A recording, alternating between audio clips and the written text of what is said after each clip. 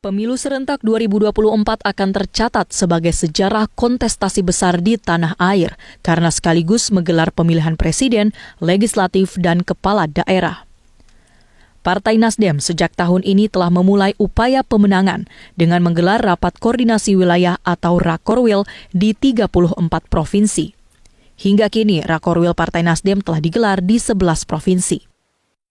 Dimulai dari Provinsi Papua, Jawa Barat, Lampung, Sumatera Selatan, Bangka Belitung, Kepulauan Riau, dilanjutkan di Provinsi Kalimantan Timur, Sulawesi Selatan, Gorontalo, Sulawesi Tengah, hingga Maluku Utara.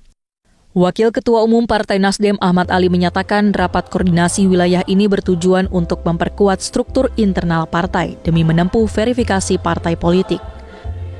Rakorwil ini juga menjadi upaya memanaskan mesin partai dari tingkat provinsi hingga desa atau kelurahan.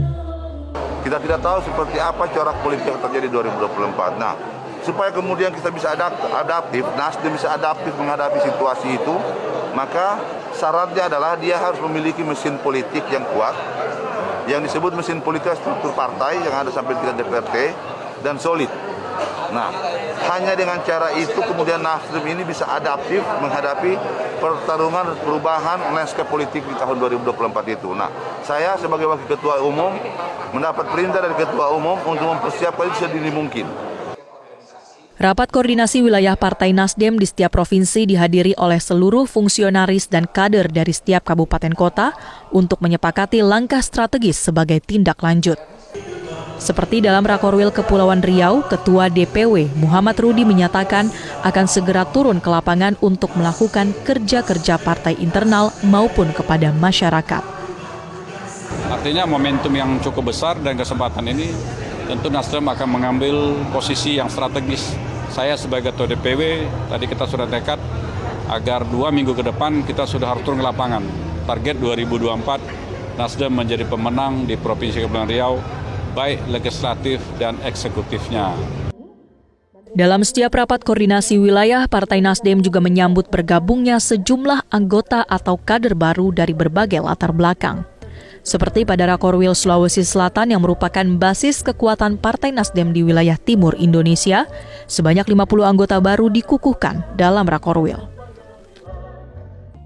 Dalam setiap Rakorwil, para kader juga diajak berdialog terkait sejumlah isu daerah.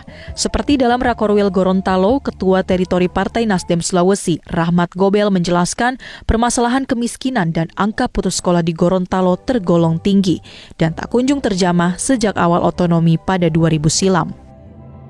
Tentu dengan Rakorwil ini adalah ingin mengajak seluruh kader dan juga pengurus partai sampai DPRD untuk bisa lebih memahami. Sebagaimana yang saya sampaikan, memahami untuk apa kita berpartai, untuk apa kita berpolitik.